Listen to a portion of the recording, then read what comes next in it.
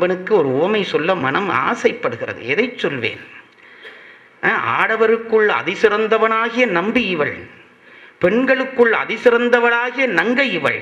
நம்பி என்று சொல்லுக்கு அதுதான் அர்த்தம் பாருங்க. ஆடவர்களுக்குள் அதிசிறந்தவனுக்கு நம்பி என்று பெயர், பெண்களுக்குள் மிகச் சிறந்தவளுக்கு நங்கை என்று பெயர். நம்பியும் நங்கையும் நிற்கிற காட்சி, சிவனும் பார்வதியும் நிற்கிற காட்சி, மகாவிஷ்ணுவும் லட்சுமியும் நிற்கிற காட்சி. அப்படி பொழியுது சபை. கம்பன் நினைச்சிட்டு சொன்னான், இதுக்கு என்னடா உமை சொல்வேன்? ஒன்றிய போகமும் யோகமும் ஒத்தார் என்றான்.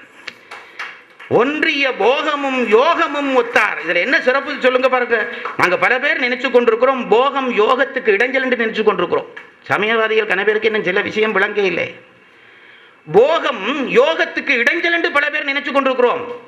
யோகம் போகத்துக்கு இடைஞ்சல் என்று பல பேர் நினைச்சு கொண்டிருக்காங்க. ரெண்டுமே பிள்ளை. போகத்துக்கு யோகம் வசதி, யோகத்துக்கு போகம் வசதி.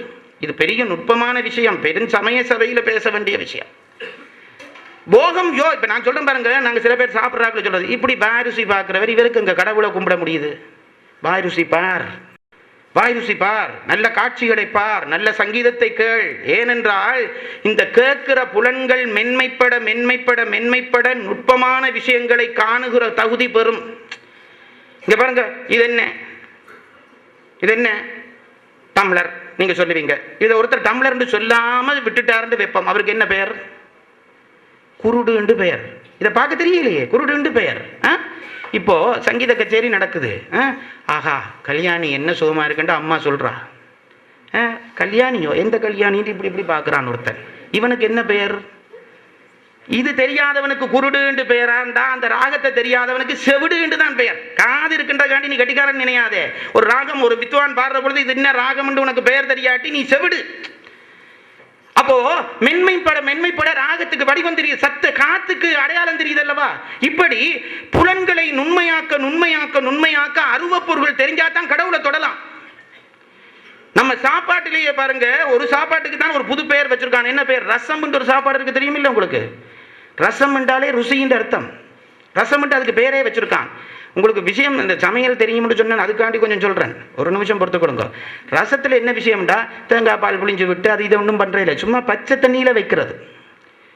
பச்சை தண்ணி நல்ல தேங்காய் பால் விட்டு எண்ணெய் விட்டு பொறிச்சு நெய் விட்டால் எல்லா கறியும் தான் ருசியாக இருக்கும். சும்மா பச்சை தண்ணியிலே மிளகு சீரகத்தை தட்டி போட்டு வைக்கிறதுக்கு பேர் தான் ரசம் விட்டு வச்சான். நுட்பமான நாக்கு இருக்கிறவனுக்கு தான் ரசம் வைக்க தெரியும். நான் சொல்கிறது, ஒருத்தர் வீட்டில் ரசம் தரமாக இருந்தால் அந்த அம்மா சமையல்காரி. மற்றதுகளெல்லாம் ஊற்றி நெய்யை எண்ணெயை விட்டு எல்லாம் போட்டு ஒரு பிரட்டினா ருசி தண்டபாட்டில் வந்துடும். அப்படி மென்மை உணவு வாசத்துக்குள்ளே நுட்ப கடவுளுடைய பாதத்துக்கு எந்த பூ சொல்றது விளக்கம் சொல்லுங்க. மல்லிகை இல்லை, தாமரை. தாமரை தான் அதிநுட்ப வாசனை உள்ளது. அந்த வாசனை எல்லாருக்கும் தெரியாது.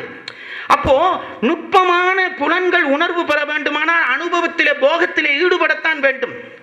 அப்படி ஈடுபட்டு ஈடுபட்டு கூர்மைப்பட பெரிய இன்பம் தெரிய தொடங்கினோன்னு இந்த இன்பம் விடுபடும். அங்கதான் போகம் வேண்டாம். அதனாலே தான் திருமூலர் சொல்லுகிறார், கள்ளப்புலனைந்தும் காலா மணிவிளக்கு. கள்ளப்புலன் தாண்டா உன்னை பிடிக்கக்கூடியது தான், ஆனால் அதுதான் உனக்கு இறைவனை காட்டக்கூடிய விளக்கு, மறந்து போகாதே. ஆகவே யோகமும் போகமும் ஒன்றோடொன்று தொடர்பு பட்டவை. போகத்தினால் தான் யோகம் அனுபவிக்கலாம், யோக நிலை எய்தினால் தான் போகம் அனுபவிக்கலாம். போகம் அனுபவிக்கிற பொழுது சிந்தனை போச்சுதோ, யோகம் இல்லாமல் சிந்தனை போச்சுதோ, போகம் இல்லை. இது ரெண்டும் எப்படி ஒன்றுக்கொன்று தொடர்பு பட்டு வளர்க்குமோ அப்படி ராம லட்சுமணர்களை பார்த்தோன்னே கம்பன் திகைச்சு போய் உவமை சொன்னான், ஒன்றிய போகமும் யோகமும் ஒத்தார். இதான் இன்றைக்கு தலைப்பு. ஒன்றிய போகமும் யோகமுமாக ராமனும் சீதையும் நின்றார்கள். உலகம் போகத்தையும் யோகத்தையும் அவர்களிடம் பயின்றது. சீதா கல்யாணம் நிறைவேறியது. பரசுராமர் கர்வபங்கம் நிகழ்த்தி ராமர் மீது பாலகாண்டத்தினுடைய எல்லைக்கு வந்து பழையபடி அயோத்திக்கு வந்து ராமர் சீதை மகிழ வாழத் தொடங்கினார்கள். உலகம் உருப்பட்டது. அவர்களுக்கு கடைசியிலே நடக்கிறதாகி அந்த பட்டாபிஷேக திருப்தி இங்கே ஏற்படுகிறது. அதனாலே அந்த பட்டாபிஷேக பாடலை சொல்லுகிறேன். ராமாயணம் சொல்லி முடிக்கிற பொழுது பட்டாபிஷேக பாடல் சொல்ல வேண்டும் என்பது சம்பிரதாயம். அதனாலே சொல்லுகிறேன்.